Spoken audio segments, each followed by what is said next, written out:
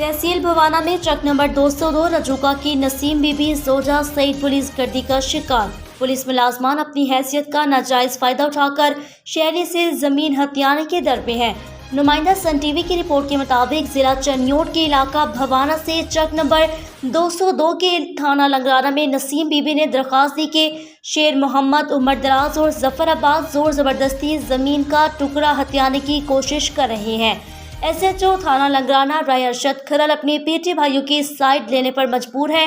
दरखास्त पर कार्रवाई न होने पर नसीम बीबी DPO चन्योट के सामने सरापा एहतजाज हुई, लेकिन ताहाल लंगराना पुलिस कार्रवाई करने से इनकारी है।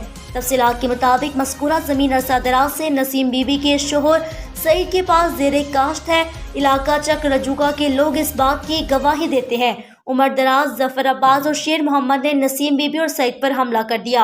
नसीम बीबी जोजा सईद ने सन टीवी से गुफ्तगू करते हुए मजीद क्या कहा, आइए देखते हैं इस रिपोर्ट में।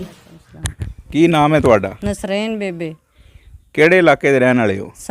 रजोक के 202 सालात के ਕੀ ਰੌਲਾ ਤੁਹਾਡਾ? ਜ਼ਮੀਨ ਦਾ ਸਾਡਾ ਰੌਲਾ ਹੈ। ਕਿੰਨਾ ਦੇ ਨਾਲ? ਉਮਰ ਦਰਾਜ਼ ਸਾਡੇ ਕੋਲ ਰੁਪਏ ਲਏ ਹੋਏ ਨੇ ਤੇ ਜ਼ਮੀਨ ਸਾਨੂੰ ਮੁੱਲ ਦਿੱਤੀ ਹੋਈ ਐ ਇਸੋਂ ਤੇ ਹੁਣ ਖੋਣਾ ਚਾਹੁੰਦਾ ਜ਼ਮੀਨ ਸਾਡੇ ਕੋਲ ਤੇ ਸਾਡੇ ਬੱਚਿਆਂ ਨੂੰ ਤੰਗ ਕਰਦਾ ਤੇ ਮੇਰੇ ਬੰਦੇ ਨੂੰ ਹੀ ਮਾਰਿਆ ਇਸੋਂ ਤੇ ਮੇਰਾ ਬੱਚਿਆਂ ਨੂੰ ਧਮਕੀਆਂ ਦਿੰਦਾ ਹੈ ਕਿ ਕਿਸੇ ਥਾਣੇ ਫਤਾਈ ਖੜਾ ਜਾਂ ਕਿਸੇ ਚੌਕੀ ਫਤਾਈ ਖੜਾ ਹੈ ਤੇ ਆਪਣਾ ਮੇਰੇ ਬੱਚਿਆਂ ਨੂੰ ਤੰਗ ਕੀਤਾ ਹੈ, ਇਸੋਂ ਬਹੁਤ ਤੰਗ ਕੀਤਾ ਹੈ ਇਸੋਂ।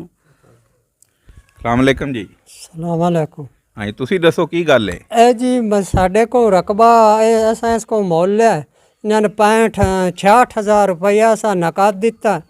ਅੱਜ ਤੋਂ 30 ਸਾਲ ਹੋਏ ਖਨ ਤੇ ਸਾਨੂੰ ਜੀ ਰਾਹ ਤੋਂ ਨਹੀਂ ਲੱਗਣ ਦਿੰਦਾ। ਅਸੀਂ ਮੁਰਬੇ ਆਪਣੇ ਜਾ ਰਹੇ ਤੇ ਉਹ ਜ਼ਫਰ ਅਬਾਸ ਜਿਹੜਾ ਉਸ ਸਾਨੂੰ ਚਾਟਾਂ ਮਾਰੀਆਂ ਤੇ ਪਿਸਟਲ ਉਹਦੇ ਜਨਾਬ ਕੋਲ ਤੇ ਉਹ ਸਾਨੂੰ ਜਿਹੜਾ ਕਤਲ ਕਰਨ ਦੀਆਂ ਧਮਕੀਆਂ ਦਿੰਦਾ ਤੇ ਅਸੀਂ ਇਸ ਤੋਂ ਜਨਾਬ ਬੜੇ ਤੰਗ ਆ। ਸਾਡਾ ਕੋਈ ਹੱਲ ਹੋਇਆ ਜਾਵੇ।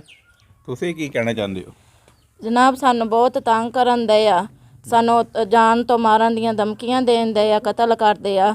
ਅੱਗੇ ਵੀ ਇਹਨਾਂ ਨੇ ਬੰਦਾ ਕਤਲ ਕੀਤਾ ਹੋਇਆ ਤੇ ਹੁਣ ਇਹ ਆਪਣੀ ਵਰਦੀ ਦਾ ਨਜਾਇਜ਼ ਫਾਇਦਾ ਉਠਾ ਕੇ ਸਾਨੂੰ ਇਹ ਬਹੁਤ ਤੰਗ ਤੇ ਜ਼ਲੀਲ ਕਰਨ ਦੇ। ਸਾਡੇ ਵਜ਼ੀਰ ਆਲਾ ਪੰਜਾਬ ਤੋਂ ਗੁਜ਼ਾਰਿਸ਼ ਹੈ ਕਿ ਸਾਡੇ ਨਾਲ ਇਨਸਾਫ ਕੀਤਾ ਜਾਵੇ ਤੇ ਇਹਨਾਂ ਦੇ ਬਾਰੇ ਕਾਨੂੰਨੀ ਕਾਰਵਾਈ ਕੀਤੀ ਜਾਵੇ। ਸਾਨੂੰ ਇਹਨਾਂ ਤੋਂ ਇਨਸਾਫ ਚਾਹੀਦਾ ਹੈ।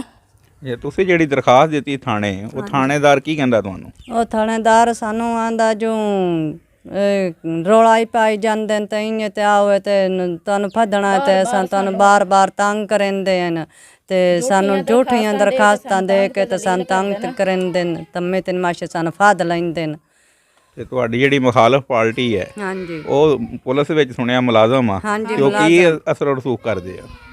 ਉਹ ਜੀ ਇੱਕ ਥਾਣੇਦਾਰ ਹੈ ਹਾਂਜੀ ਤੇ ਇੱਕ ਜੀ ਹੈ ਹਵਾਲਦਾਰ ਹੈ ਤੇ ਦੂਆ ਹੈ ਆਪਣਾ ਇੱਕ ਐਵੇਂ ਜ਼ਿਮੀਦਾਰ ਕਰਦਾ ਜੀ। ਕਿਹੜੇ ਥਾਣੇ 'ਚ ਨੇ? ਉਹ ਜੀ ਇੱਕ ਫੈਸਲਾਬਾਦ ਹੈ ਤੇ ਇੱਕ ਆਪਣਾ ਜੰਗ ਹੈ ਜੀ। ਡਿਊਟੀ ਹੈ, ਹਾਜ਼ਰ ਡਿਊਟੀ ਹੈ ਨਾ। ਤੁਸੀਂ ਜਦੋਂ ਥਾਣੇ ਦਰਖਾਸਤ ਦਿੱਤੀ ਤੇ ਉਹ ਥਾਣੇਦਾਰ ਦਾ ਕੀ ਰਿਐਕਸ਼ਨ ਸੀ? ਸਾਡੇ ਨਾਲ ਕੋਈ ਤਾਮਨ ਨਹੀਂ ਹੋਇਆ। ਸਾਨੂੰ ਉਹ ਇਹੋ ਯਾਦ ਹੈ ਤੁਸੀਂ ਸੁਲ੍ਹਾ ਕਰ ਲਓ, ਸਾਡੇ ਨਾਲ ਕੋਈ ਵੀ ਨਹੀਂ ਤਾਮਨ ਕਰਦਾ ਤੇ ਸਾਡੀ ਦਰਖਾਸਤ ਜਿਹੜੀ ਹੈ ਉਹ ਕੋਈ ਵੀ ਨਹੀਂ ਕੋਈ ਸੁਣਦਾ। ਤੇ ਹੁਣ ਤੁਸੀਂ DPO ਨੂੰ ਦਰਖਾਸਤ ਦਿੱਤੀ ਜਿਹੜੀ, ਉਹਦੇ ਵਿੱਚ DPO ਸਾਹਿਬ ਨੇ ਕੀ ਆਖਿਆ? DPO ਸਾਹਿਬ ਸਾਨੂੰ ਆਖਿਆ ਜੇ ਤੁਹਾਡੀ ਪੁਲਿਸ ਨਾ ਸੁਣੇ ਨਾ ਤਾਂ ਤੁਸੀਂ ਫੇਰ ਆ ਕੇ ਸਾਨੂੰ ਇਤਲਾਹ ਦੇਵਣੀ। ਤੇ ਕਿਸ ਦਿਨ ਤੁਸੀਂ ਗਏ ਸੀ DPO ਕੋਲ? ਅਸੀਂ ਪਰਸੋਂ ਗਏ ਸੀ ਪੀਰ ਵਾਲੇ ਦਿਨ ਅਸੀਂ ਗਏ ਆ, ਸਾਡੀ ਕੋਈ ਨਹੀਂ ਸੁਣਵਾਈ ਹੋਈ ਆ।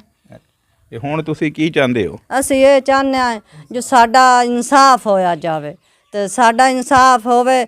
ਅਸੀਂ ਕੁਰਾਨ ਤੇ ਸਾਨੂੰ ਯਕੀਨ ਹੈ, ਸਾਨੂੰ ਜਿੱਥੇ ਆਖੇ ਨਾ ਸਾਨੂੰ ਉੱਥੇ ਯਕੀਨ ਹੈ, ਸਾਡਾ ਇਨਸਾਫ ਹੋਇਆ ਜਾਵੇ। ਤੁਸੀਂ ਕੀ ਕਹਿੰਦੇ ਹੋ? ਅਸੀਂ ਜੀ ਉਹ ਗੱਲ ਕਰਨੇ ਆ ਜੇ ਸਾਡੇ ਕੋਲ ਪੈਸੇ ਲੈ ਉਹਨੇ ਸਾਨੂੰ ਨਿਆਂ ਦੇ ਦੇਵੇ। ਜੇ ਸਾਡੇ ਕੋਲ ਪੈਸੇ ਨਹੀਂ ਸੂ ਲੈ 30 ਸਾਲਾਂ ਦੇ ਤੇ ਅਸੀਂ ਇਹਨੂੰ ਜ਼ਮੀਨ ਹੀ ਦੇ ਛੱਡਣਾ। ਸਾਨੂੰ ਮੀਂਹ ਬੱਖੇ ਦੀ ਕਸਮ ਦੇ ਛੱਡੇ ਜੀ। ਸਾਨੂੰ ਜੀ ਕਤਲ ਕਰਦੇ ਨੇ, ਧਮਕੀਆਂ ਦੇਣਾ ਚਾਹੁੰਦੇ ਨੇ। ਇਹ ਆਪਣੀ ਵਰਦੀ ਦਾ ਨਜਾਇਜ਼ ਫਾਇਦਾ ਉਠਾ ਕੇ ਗਰੀਬ ਆਵਾਮ ਨੂੰ ਬਹੁਤ ਤੰਗ ਕਰਦੀ ਹੈ। ਸਾਰੇ ਪਿੰਡ ਵਾਲੇ ਦਰਖਾਸਤ ਦਿੱਤੀ DPO ਚਨਿਓਟ ਨੂੰ ਕਿ ਅਸੀਂ ਡੇਰੇ 'ਤੇ ਜਾ ਰਹੇ ਸੀ ਤੇ ਸਾਡੇ ਨਾਲ ਉਹਨਾਂ ਨੇ ਲੜਾਈ ਕੀਤੀ, ਸਾਨੂੰ ਮਾਰਿਆ ਕੁੱਟਿਆ। ਇਸ ਬਾਰੇ 'ਚ ਤੁਹਾਡਾ ਦੱਸੋ ਸਾਨੂੰ। ਅਸੀਂ ਪਰਸੋਂ ਆਪਣੇ ਡੇਰੇ ਚਾਰਿਆ ਕੱਟਣ ਜਾ ਰਹੇ ਸੀਗੇ ਤੇ ਜਿਹੜਾ ਜ਼ਫਰ ਆਇਆ ਉਹ ਇੱਕ ਨਾਲ ਬੰਦੇ ਨੂੰ ਲੈ ਕੇ ਆਇਆ ਤੇ ਉਹਨੇ ਪਿਸਟਲ ਮਾਰਿਆ ਮੇਰੇ ਅੱਬੂ ਨੂੰ ਤੇ ਪਿਸਟਲ ਦੀ ਨੋਕ ਤੇ ਉਹ ਸਾਨੂੰ ਧਮਕੀਆਂ ਦਿੰਦਾ ਹੈ ਤੇ ਬਾਰ-ਬਾਰ ਥਾਣੇ ਤੇ ਕਚਹਿਰੀਆਂ 'ਚ ਸਾਨੂੰ ਘਸੀਟਣ ਦੇ ਆ, ਸਾਨੂੰ ਬਹੁਤ ਤੰਗ ਤੇ ਜ਼ਲੀਲ ਕਰ ਰਿਹਾ ਹੈ।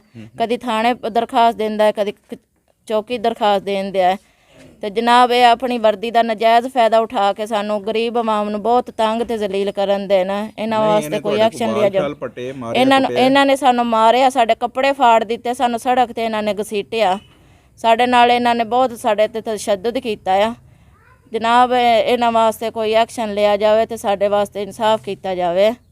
ਧਮਕੀਆਂ ਦੇ ਰਹੇ ਤੇ ਸਾਨੂੰ ਜਾਨ ਤੋਂ ਮਾਰਨ ਦੀ ਕੋਸ਼ਿਸ਼ ਕਰਦੇ ਹਨ। ਸਾਨੂੰ ਪੁਲਿਸ ਤੋਂ ਤਹਫੁਜ਼ ਦਿਆ ਜਾਵੇ ਜੀ। ਅਗਰ ਸਾਡੇ ਚੋਂ ਕਿਸੇ ਖਾਨਦਾਨ ਚੋਂ ਕਿਸੇ ਨੂੰ ਕੋਈ ਜਾਨ ਦਾ ਖਤਰਾ ਹੈ ਤਾਂ ਇਹਨਾਂ ਤੋਂ ਹੈ। ਇਹਨਾਂ ਦਾ ਨਾਮ ਮੁਹੰਮਦ ਉਮਰ ਦਰਾਜ਼, ਜ਼ਫਰ ਔਰ ਸ਼ਬਾਜ਼, ਇਹਨਾਂ ਤਿੰਨਾਂ ਤੋਂ ਸਾਨੂੰ ਜਾਨ ਦਾ ਖਤਰਾ ਹੈ। ਸਾਨੂੰ ਤਹਫੁਜ਼ ਦਿਆ ਜਾਵੇ।